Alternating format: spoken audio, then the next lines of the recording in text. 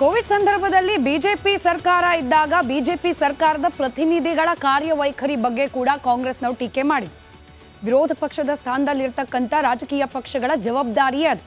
ಯಾವಾಗ ಆಡಳಿತಾರೂಢ ಪಕ್ಷಗಳು ಜನರ ನಿರೀಕ್ಷೆಯ ಮಟ್ಟಕ್ಕೆ ಕಾರ್ಯವನ್ನ ನಿರ್ವಹಿಸ್ತಾ ಇಲ್ಲ, ಆಗೆಲ್ಲ ಸರ್ಕಾರದ ಕಿವಿ ಹಿಂಡೋ ಪ್ರಯತ್ನವನ್ನ ಸತತವಾಗಿ ವಿರೋಧ ಪಕ್ಷಗಳು ಮಾಡ್ತಾ ಇರಬೇಕು, ಜವಾಬ್ದಾರಿಯುತ ಸ್ಥಾನದಲ್ಲಿ ನಿಂತ್ಕೊಂಡು. ಆದರೆ ಎಲ್ಲಾ ವಿಚಾರಕ್ಕೂ ರಾಜಕೀಯವೇ, ಎಲ್ಲಾ ವಿಚಾರದಲ್ಲೂ ಕೂಡ ಟೀಕೆ ಟಿಪ್ಪಣಿಯೇ ಅಂತಾದ್ರೆ ಜನ ಕೂಡ ಗಮನಿಸ್ತಾ ಇರ್ತಾರೆ. ಎನಿವೆ, ಈಗ ಡೆಂಗಿ ವಿಚಾರದಲ್ಲಿ ಬಿಜೆಪಿ ತೆಗೆದುಕೊಂಡಿರುವ ನಿಲುವು ನಿರ್ಧಾರ, ಕಾಂಗ್ರೆಸ್ ಅನ್ನ ಟೀಕೆ ಮಾಡ್ತಾ ಇರುವ ವಿಧಾನ, ಇದೆಲ್ಲವನ್ನ ಕೂಡ ಜನ ಕೂಡ ಗಮನಿಸ್ತಿದ್ದಾರೆ. ನೋಡೋಣ, ಇದು ರಾಜಕೀಯವಾಗೇ ಮುಂದುವರಿಯುತ್ತಾ ಅಥವಾ ನಿಜಕ್ಕೂ ಸರ್ಕಾರಕ್ಕೆ ಸಲಹೆ ಸೂಚನೆಯನ್ನ ಕೊಡೋ ಹಂತಕ್ಕೆ ಬಿಜೆಪಿ ಹೋಗುತ್ತಾ ಅಂತ ಹೇಳಿ.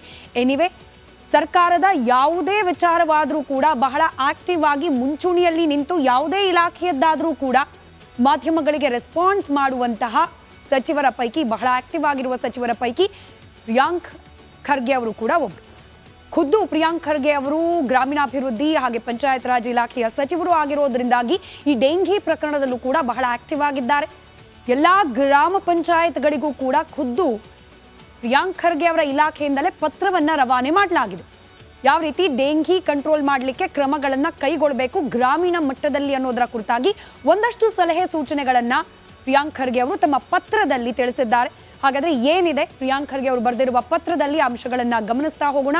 ರಾಜ್ಯದ ಎಲ್ಲಾ ಗ್ರಾಮ ಪಂಚಾಯತಿಗಳಿಗೂ ಕೂಡ ಸಚಿವ ಪ್ರಿಯಾಂಕ್ ಖರ್ಗೆ ಅವರು ಪತ್ರವನ್ನ ಬರೆದಿದ್ದಾರೆ. ನಾನಾಗಲೇ ಹೇಳ್ತಾ ಇದ್ದ ಹಾಗೆ, ಪ್ರಮುಖವಾಗಿ ಡೆಂಗಿಗೆ ಕಾರಣವಾಗುವ ಈಡೀಸ್ ಸೊಳ್ಳೆ ಇದು ಉತ್ಪತ್ತಿ ಆಗದೇ ಇರೋ ರೀತಿಯಲ್ಲಿ ಮುನ್ನೆಚ್ಚರಿಕೆಗಳನ್ನ ಕೈಗೊಳ್ಳಿ ಅನ್ನೋದು ಈ ಇಡೀ ಪತ್ರದ ಸಾರಾಂಶ. ನೀರಿನ ಸರಬರಾಜಾಗುವ ಟ್ಯಾಂಕ್ಗಳನ್ನ ಕಾಲಾನುಸಾರ ಸ್ವಚ್ಛಗೊಳಿಸ್ತಾ ಇರಿ, ನೀರು ನಿಂತು ಪಾಚಿ ಕಟ್ಟೋ ರೀತಿಯಲ್ಲಿ ಮಾಡಬೇಡಿ, ಅದೇ ಮೂಲವಾಗಿ ಸೊಳ್ಳೆಗಳ ಉತ್ಪತ್ತಿ ಕೇಂದ್ರವಾಗ್ಬಿಡುತ್ತೆ. ಹೀಗಾಗಿ ನೀರಿನ ಟ್ಯಾಂಕರ್ಗಳನ್ನ ಆಗಿಂದಾಗೆ ಸ್ವಚ್ಛಗೊಳಿಸ್ತಾ ಇರಿ, ಇದು ಆದ್ಯ ಕರ್ತವ್ಯ ಅನ್ನೋದನ್ನ ಮತ್ತೊಮ್ಮೆ ನೆನಪು ಮಾಡಿದ್ದಾರೆ. ಗ್ರಾಮ ಪಂಚಾಯತ್ಗಳಿಗೆ ತೆರೆದ ತೊಟ್ಟಿಗಳಲ್ಲಿ ನೀರು ಶೇಖರಣೆ ಆಗದಂತೆ ಕ್ರಮವನ್ನ ಕೈಗೊಳ್ಳಿ, ಮೈ ಮರಿಬೇಡಿ.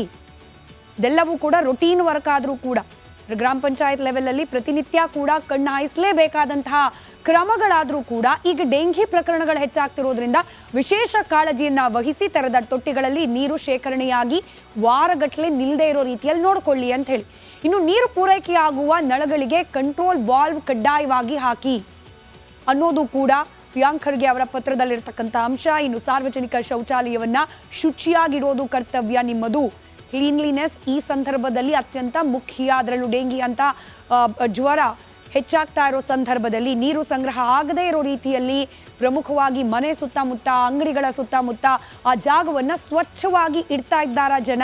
ಇಡದೆ ಹೋದರೆ ನೀವೇ ಮುಂದಾಗಿ ಸ್ವಚ್ಛಗೊಳಿಸುವ ಕಾರ್ಯಕ್ಕೆ ಅಂತ ಹೇಳಿ ಕೂಡ ಸೂಚನೆಯನ್ನು ನೀಡಿದ್ದಾರೆ.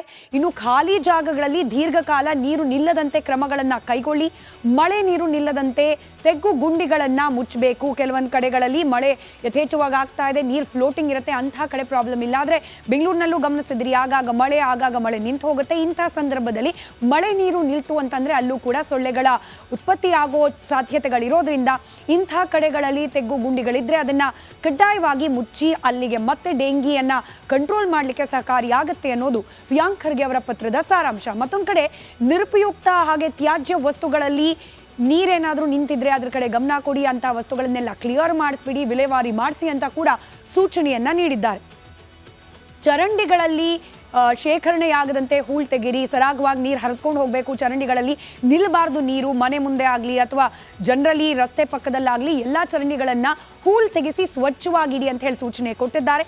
ಇನ್ನು ಡೆಂಗಿ ಪ್ರಕರಣ ನಿಯಂತ್ರಿಸೋಕೆ ಏನೆಲ್ಲ ಬೇರೆ ಕ್ರಮಗಳು ಬೇಕು ಅದನ್ನು ತ್ವರಿತ ಗತಿಯಲ್ಲಿ ಪ್ರಿಯಾರಿಟಿ ಬೇಸಿಸ್ನಲ್ಲಿ ಅದೆಲ್ಲವನ್ನ ಕೂಡ ತೆಗೆದುಕೊಳ್ಳಿ ಅಂತ ಹೇಳಿ ಪ್ರಿಯಾಂಕ್ ಖರ್ಗೆ ಅವರು ಬರೆದಿರುವ ಪತ್ರದಲ್ಲಿ ಸೂಚನೆಯನ್ನ ನೀಡಲಾಗಿದೆ.